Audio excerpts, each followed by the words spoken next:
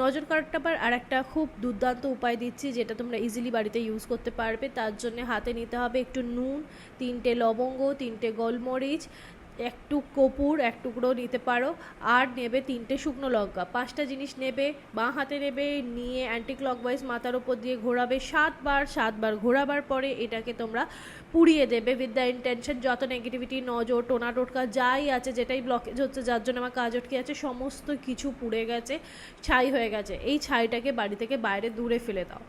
এটা খুব ইজি একটা রেমেডি, আর এটা ভীষণ হেল্পফুল। ছোট বড় সবার জন্য করতে পারো, ছোট্ট একদম কচি বাচ্চার জন্যও করতে পারো, আর বয়স্ক মানুষের জন্যও করতে পারো। এটাকে যদি প্রত্যেক সপ্তাহে করতে চাও সেটাও করতে পারো, শনিবার করে নিতে পারো।